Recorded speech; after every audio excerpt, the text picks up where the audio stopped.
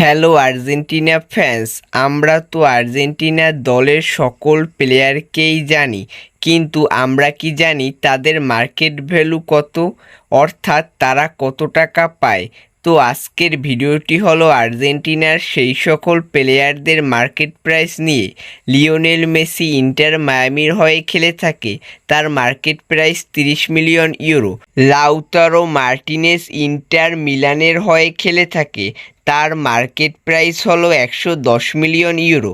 Julian Alvarez Atletico মাদ্রিদে যোগ দিয়েছে, তার মার্কেট প্রাইস হলো 90 million euro. Rodrigo De Paul Atletico মাদ্রিদের হয়ে খেলে থাকে, যার market price 30 million euro. Enzo Fernandez চেলসির হয়ে খেলে থাকে, যার market price 75 million euro. Mac Allister লিভারপুলের হয়ে খেলে থাকে, তার market price 75 million euro. Emiliano Martinez Aston ভিলার হয়ে খেলে থাকে, তার market price 28 million euro. Cristian Romero টটেনহামে খেলে থাকে, যার market price 65 million euro.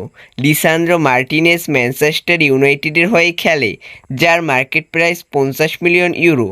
Nicolas Otamendi বেনফিকার হয়ে খেলে থাকে, যার market price 1 million euro. Garnacho Manchester ইউনাইটেডের হয়ে খেলে, যার market price 45 million euro. Molina Atletico মাদ্রিদের হয়ে খেলে থাকে, যার market price 28 million euro. Gonzalo Montiel সিভিয়ার হয়ে খেলে, যার market price 10 million euro. Marcos Acuna সেভিয়ার হয়ে খেলে, যার market price 4 million euro. Nico Gonzalez পোর্তোর হয়ে খেলে, যার মার্কেট প্রাইস 35 মিলিয়ন ইউরো।